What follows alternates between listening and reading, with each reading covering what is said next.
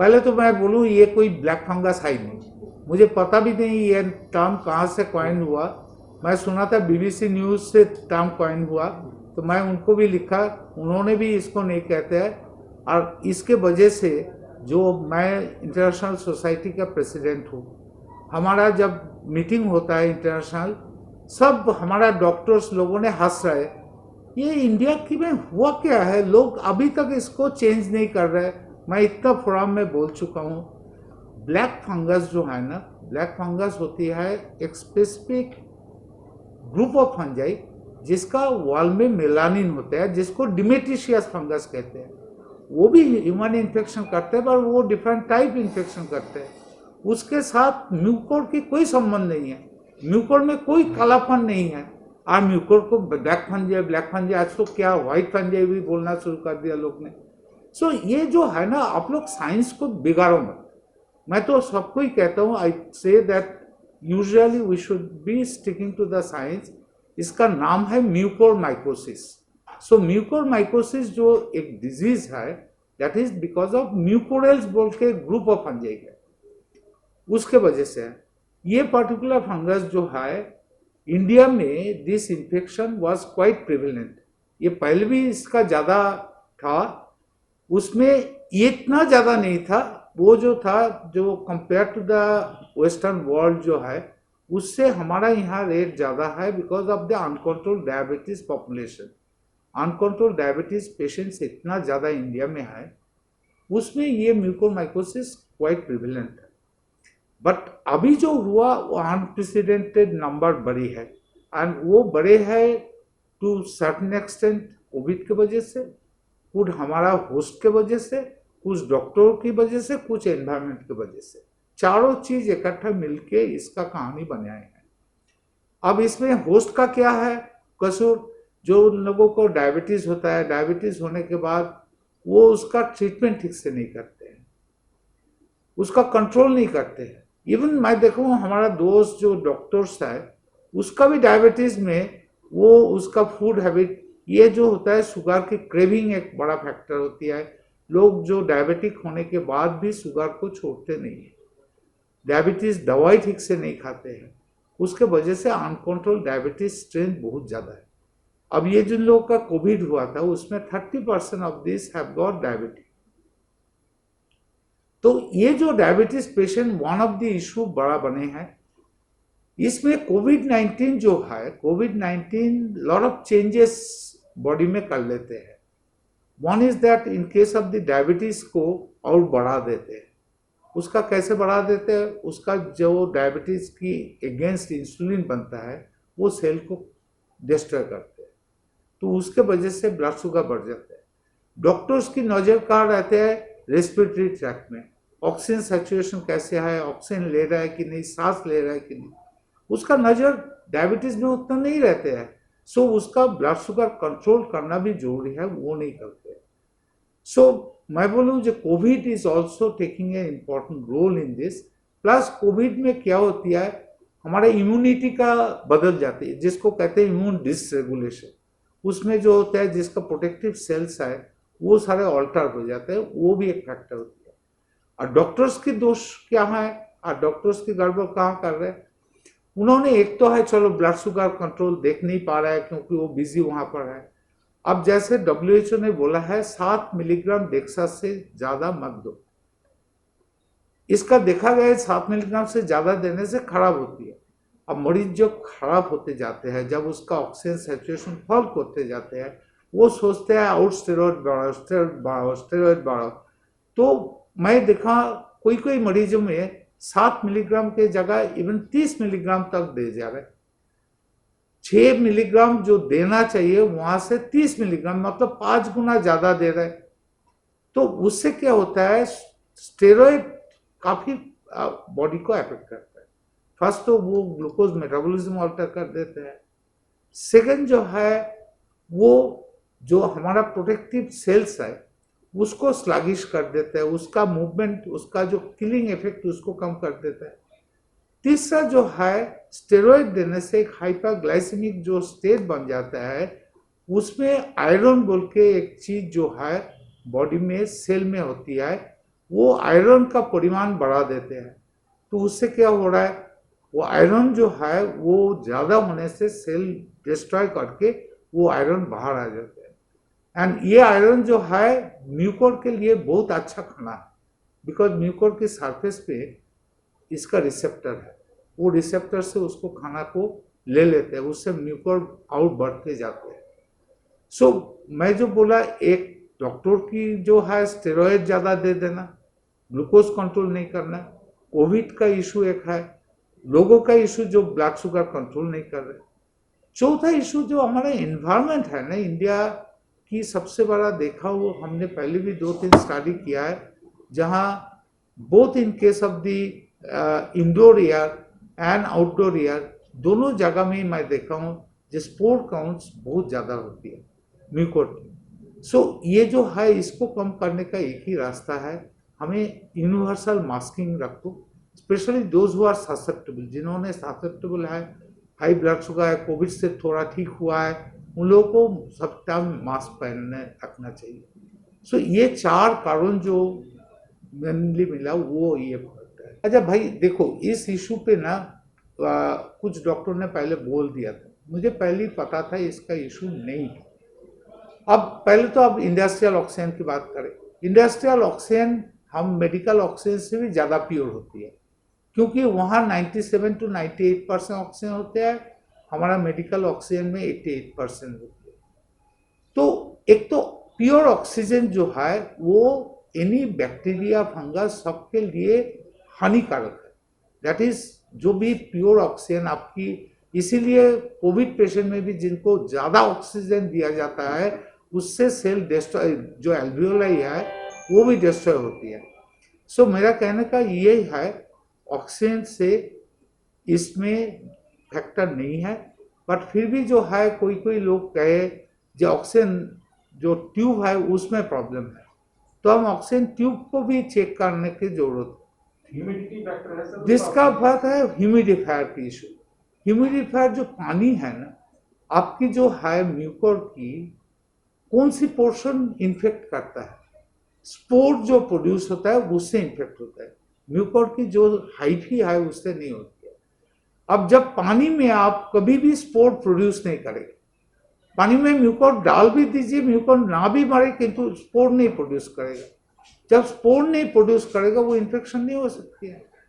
तो इसी कारण से सारे कुछ मिला के कभी भी जब लोग ने फिर भी बोले जा रहा है, हम 3 अस्पताल में इसके बारे में स्टडी कर चुके हैं एंड तीनों जगह में हमें कोई जगह में in case of the oxygen से, इन केस ऑफ इसमें क्या कहते हैं इन ह्यूमिडिफाइंग वाटर में अभी तो कोई म्यूकोर नहीं मिली।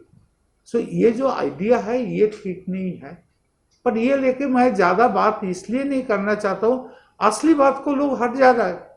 असली तो बात स्टेरॉइड कम करो ना, हम 30 मिलीग्राम क्यों स्टेरॉइड दे रहे हो, 6 मिलीग्राम से ज़्यादा नहीं देने कह रहे हैं, हम उसको 30 मिलीग्राम दे रहे हैं। मरीजों का ब्लड शुगर कंट्रोल करो, वो बड़ा इंपॉर्टेंट है, हम उसको हटा के ये ह्यूमिडिफायर के पीछे लगे हैं, ऑक्सीजनेशन के पीछे लगे हैं। असली बात जो है जो रियली प्रोड्यूस करते हो उसको करो। सर आपने कहा कि ब्लैक फंगस भी सही नाम नहीं है इसका, लेकिन अब व्हाइट फंगस की बात हो रही है, ये सेम ही है या अलग अलग है? पहले तो मैं बोलूं व्हाइट फंगस जो है, मैं तो पहली बार सुन रहा हूँ।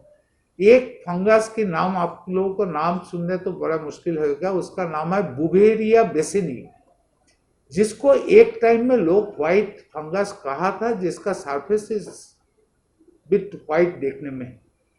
मेरे ख्याल से इसके साथ ये जो 4 केसेस बताया पटना में, उसका कोई संबंध नहीं है। बुवेरिया बेसिनी का इन ए वेरी इम्यूनोसप्रेस पेशेंट कुछ इन्फेक्शन करते हैं, दैट इज ये जो कोविड के साथ कोई लिंक नहीं है। इधर कैंडिडा होगा, एस्परजिलस होगा, फुजेरियम, लोग आजकल नाम देने में बहुत सुंदर लगता है, लेकिन साइंस का नाम तो दो। ये व्हाइट फंगस की मैं तो जो वहाँ की जितना माइक्रोबायोलॉजिस्ट है उनसे भी पूछ चुका हूँ, कोई जवाब नहीं दे पा रहा है क्या किसको व्हाइट फंगस कहा जा रहा है। मैं पटना में कॉन्टैक्ट किया है, हमारा ही सारे कलीग्स है, पता नहीं किसके जगह से ये स्टोरी निकले है व्हाइट फंगस की, वहां पर व्हाइट फंगस, हाँ कैंडिडा एस्परजिलस दोनों ही कोविड में इन्फेक्शन होती है। ये हमने ऑलरेडी इसके पहले देखा हूँ। एक पर्टिकुलर फंगस जो होती है कैंडिडा ऑरिस, जिसका मल्टी ड्रग रेजिस्टेंट मतलब एंटी फंगल रेजिस्टेंट, वो सारे इंडिया में बहुत बढ़ गया है। वो तो हमारा जो है ये कोविड आने के पहले इसके ऊपर बहुत कुछ स्टडी चल रहे थे, उसके बाद कोविड आने के बाद से उसको थोड़ा ढीला पड़ गया है। बट अभी दिल्ली में और कुछ हॉस्पिटल में हमने मिला है कैंडिडा ऑरिस की इंक्रीज इन्फेक्शन हुआ है। कैंडिडा ऑरिस जो है वो ब्लड से इन्फेक्शन करते हैं, उसका तरीका अलग से होती है। उसमें क्या होता है, infection control is the more responsible. Infection control जैसे आप कोई मरीजों को टच करने के पहले हाथ धो रहे हो कि नहीं, इसके ऊपर बहुत इंपॉर्टेंट है। इसलिए हमने तो बार बार अभी कहने लगे हैं, जो हमने इम्प्लीमेंट नहीं किया पीजीआई में, हम बोल रहे हैं जब कोविड पेशेंट के लिए जाओ खाली हाथ जाओ, ग्लव्स पहन के मत जाओ। जब आपने कोई इंटरवेंशन करोगे, जैसे आपने ड्रिप चलाना है, ब्रोंकोस्कोपी करनी है, पेशेंट का ट्यूब डालनी है, तब आप ग्लव्स पहन लो। अदरवाइज क्या हो रहा है, हम लोग का सबकी देखो, हम ह्यूमन है, डॉक्टर भी ह्यूमन है, नर्स भी ह्यूमन है, सबको ओवर काम करा रहा है, हम लोग ने मेहनत कर रहे हैं। उसमें क्या होता है, जब डॉक्टर नर्स सोच रहता है ना मैं तो प्रोटेक्टेड हूँ, मेरा हाथ में ग्लव्स है, वो इन बिटवीन पेशेंट्स में हाथ धोना जो है वो कम हो जाती है। एंड उसका हाथ धोना कम होने से तो इन्फेक्शन एक से दूसरे में फैल जाता है। म्यूकोर का तो ऑलरेडी महामारी हो चुकी है, बट एक चीज में सबसे बड़ा इम्पोर्टेंट चीज है, महामारी का सबसे ज्यादा इम्पोर्टेंट होती है एक से दूसरे में फैल, ये म्यूकोर में होता नहीं है। That is very important factor. So मेरे ख्याल से हम ट्रीटमेंट को मैनेजमेंट में एक संतुलन ला देते, बाई लाइक जो स्टेरॉयड कम करे, ब्लड शुगर कंट्रोल करे, मेरे ख्याल से इसको कंट्रोल हो जाएगा। सो महामारी का जो सबसे बड़ा फैक्टर है, जैसे कोविड का एक से दूसरे को फैलना, ये जो है वो इसमें नहीं है म्यूकोर में। तो इसीलिए म्यूकोर की एक पेशेंट से दूसरे पेशेंट में फैलता नहीं है। और बच्चों के लिए क्या ये आवश्यक है, बच्चों में ही बच्चों में भी ये बच्चों को भी इम्पैक्ट कर सकता है। देखो बच्चों में जो है ना, दे जनरली डायबिटीज उतना बड़ा नहीं है, उनका डायबिटिक इंसिपिडस, जिसको हम डायबिटीज मेलिटस के जो है ना, डायबिटीज मेलिटस 2, जिसको इंसुलिन मतलब बाहर इंसुलिन डिपेंडेंट नहीं है, जिसको अलग से जो एडल्ट में होती है उसको कहते हैं। और दूसरे इसमें जो होती है बच्चों में, वो टाइप 1 डायबिटीज जिसको कहते हैं वो होता है। अब उसमें टाइप 1 डायबिटीज होगा तो उसमें भी प्रॉब्लम हो सकती है, उसमें जो है उसमें भी आपको म्यूकोर हो सकती है। ऑलरेडी हमें 2 केस तो यहाँ मिला ही है। देखो म्यूकोर की जो है ना, म्यूकोर की जो मेन प्रीडिस्पोजिंग फैक्टर जिसको कहते हैं, कौन मरीजों को होते हैं, म्यूकोर होती है जैसे अनकंट्रोल डायबिटीज में होती है, हिमाटोलॉजिक मैलिग्नेंसी जिसको खून का बीमारी है, उसका जब हम केमोथेरेपी देते हैं, जब इम्यून सप्रेशन होती है उसमें हो सकती है। सॉलिड ऑर्गन ट्रांसप्लांट पेशेंट जो है, और जैसे बोन मैरो ट्रांसप्लांट पेशेंट जो है, उसमें जब हम उसको इम्यून सप्रेस करते हैं तब होता है। नॉर्मल पर्सन में 2 टाइप ऑफ म्यूकोर हमें नजर आया। एक तो है रोड साइड एक्सीडेंट हुआ, रोड साइड एक्सीडेंट में एक्सीडेंट वुंड में आपकी सॉइल मिक्स हो गया, तो वो सॉइल में म्यूकोर बहुत ज्यादा है हमारे यहाँ, तो उससे हो सकता है आपको क्लीनिंग ठीक से नहीं हुआ, अस्पताल में आके क्लीनिंग ठीक से फिर भी सॉइल रह गया, तो वो हो सकती है। दूसरा हमारा यहाँ बहुत ज्यादा ही देखने लगता है, स्पेशली जो इंजेक्शन देते हैं ना विलेज में, वो एक ही सुई बार बार उसको स्टेराइल नहीं कर रहे, वो एक बहुत बड़ा कारण है क्यूटनस म्यूकोरमाइकोसिस जिसको कहते हैं उसके लिए। और एक बीमारी जिसको लेके हम अभी भी स्टडी कर रहे हैं क्यों होता है, वो पहले हम चंडीगढ़ से शुरू किया था, अभी सारे इंडिया में, बट उसका केस नंबर 100 के करीब मैक्सिमम है।